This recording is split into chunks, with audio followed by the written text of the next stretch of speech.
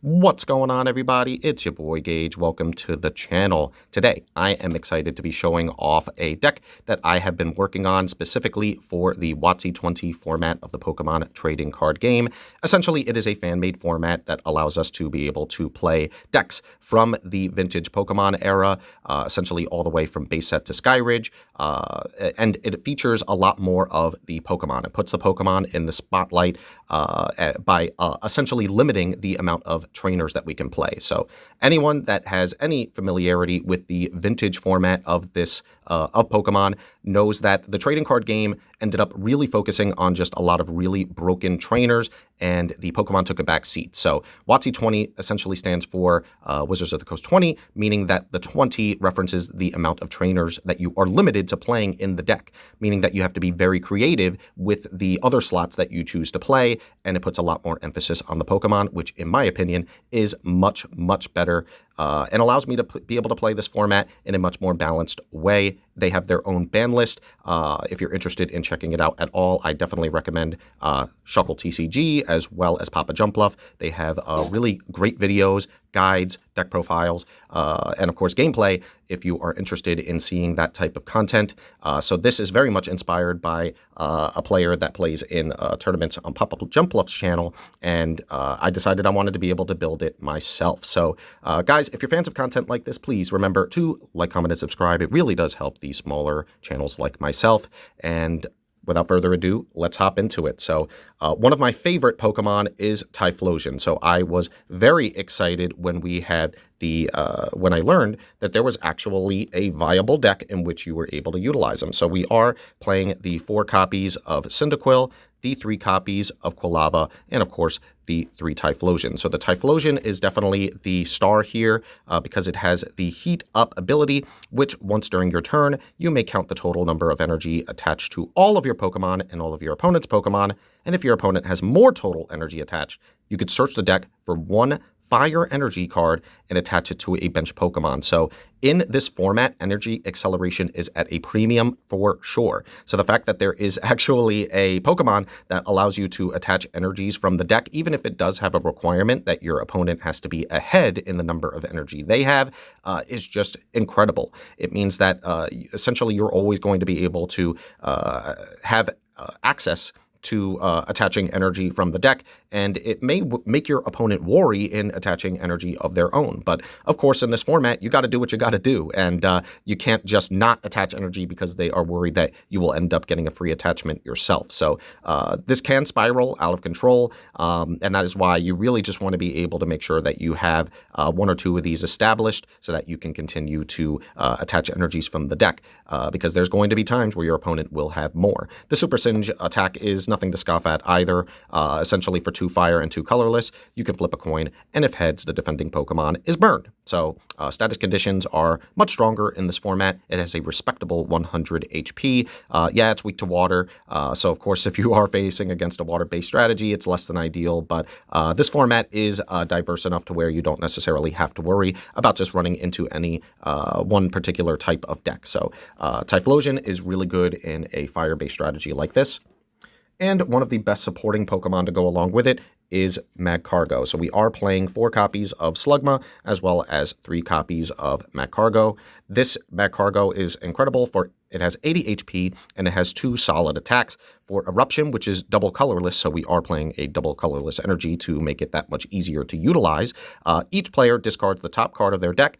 It does 20 damage plus 20 more damage for each fire energy discarded this way. So we're playing a lot of fire energy in our deck. So obviously there is a high probability that we will end up hitting off of this, meaning that we will end up getting the additional damage. And if you just so happen to be playing against a fire deck yourself, then that just means that, hey, if you hit fire energy off of their deck, not only are you taking a fire energy out of the resources from their own deck, but you're powering up your own Magcargo, which is nice. And it has Fire Stream, which for 2 fire and 2 colorless allows you to discard a fire energy attached to the Magcargo to essentially do 10 damage to each of the Pokemon on your opponent's bench. So 60 damage and then doing bench damage to each of your opponent's Pokemon as well is absolutely busted. So this is just a incredibly strong supporting attacker for the deck. You definitely want to be attaching as many energies as you can from your Typhlosion onto your Magcargo so that you could just go hog wild with the Fire Stream. And you just want to make sure that you are being as efficient as possible because you don't want to run out of energy, but we are playing trainers to help mitigate that.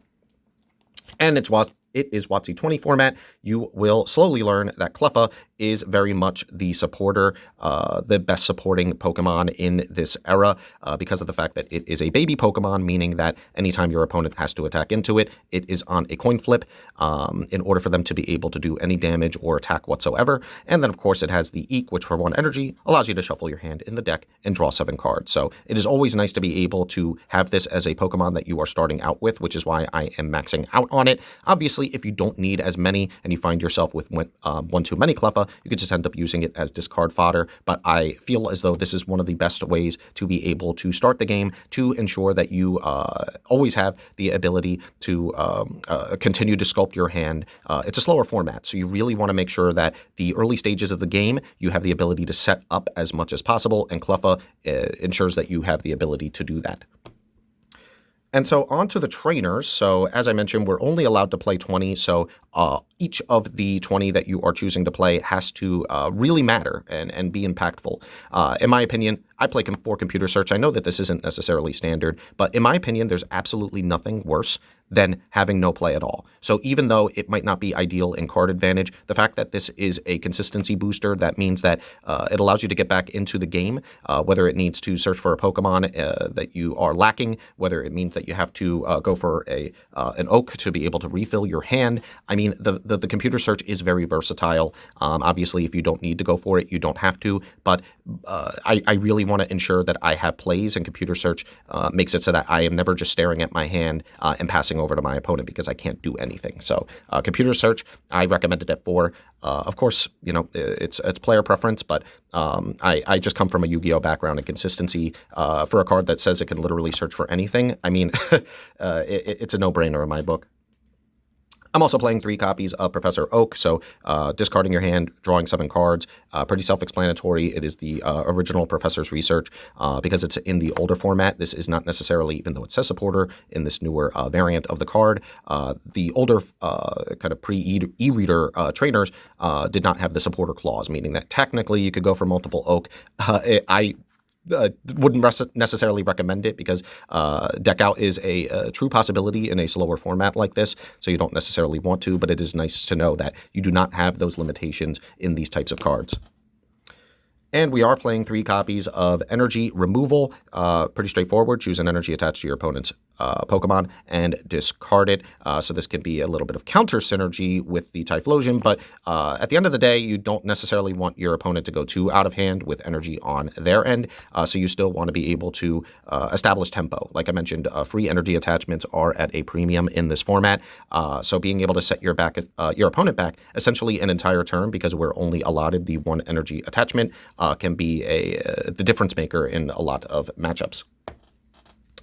I'm also playing 2 copies of Switch. You really just don't want to end up getting stuck in the active slot. There's absolutely nothing worse than that. Your Magcargo does end up having 3 energies in order to retreat it. Typhlosion's not as bad with 2, but either way, it doesn't mean that we want to be sacrificing precious energy off of our Pokemon just to be able to get back in onto the bench in a pinch if we've already taken too much damage, or if your opponent ends up gusting out one of your Pokemon.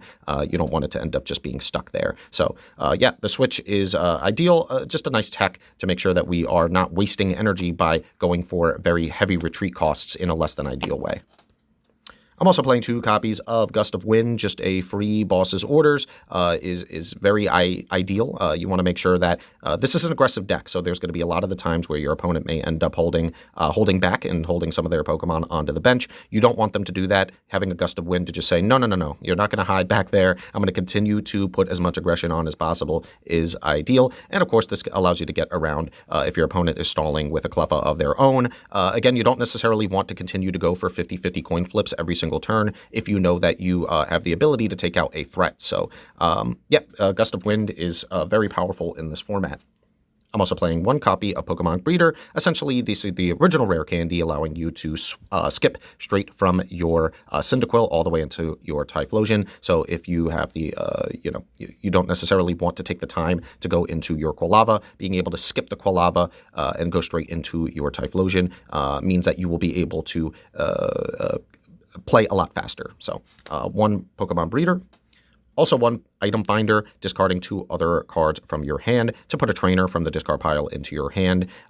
Maybe there's a situation in which you discarded a trainer early on off of an oak that was necessary, or you discarded a trainer off of the computer search early on that you didn't need to because maybe it was a late game trainer. Item finder is just nice for the late game, so that if you did end up running through a trainer that was necessary, then you will have the ability to get it back. And I am playing the one energy stadium. Essentially, once during each player's turn, they may flip a coin if heads and put an energy card from the discard pile into their hand.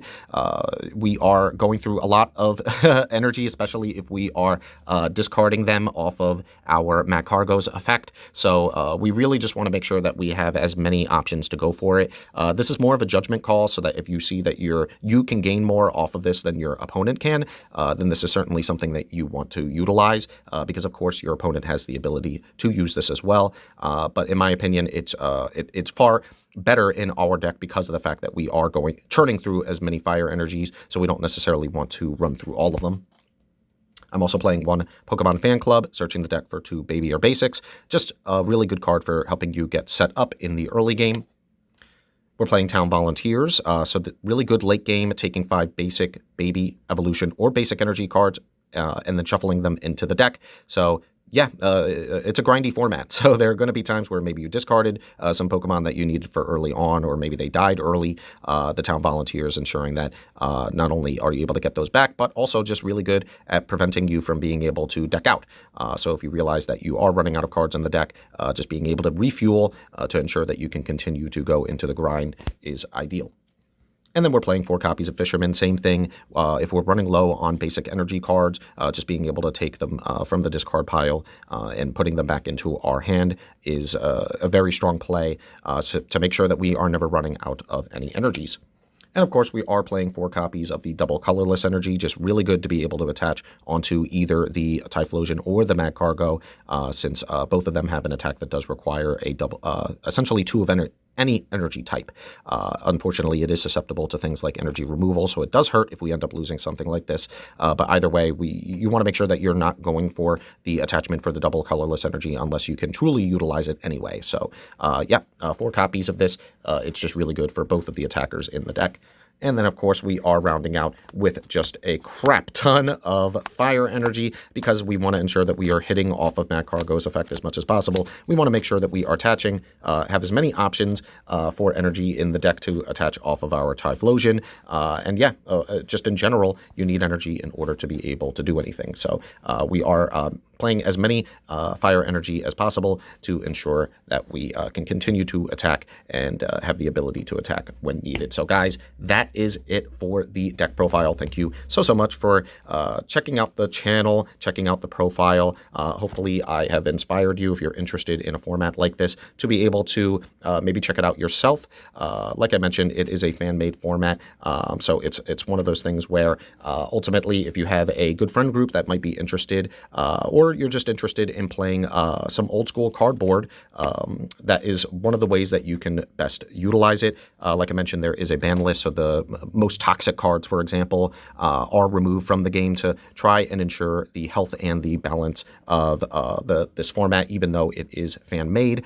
At the end of the day, we really just want to be able to play some good Pokemon, and this is one of the formats I found in which I'm able to play with some of the vintage cards that I grew up playing myself in a much more healthy and balanced way. So, guys, thank you so much again for checking me out. If you're fans of content like this, remember to like, comment, and subscribe. And until next time, GG.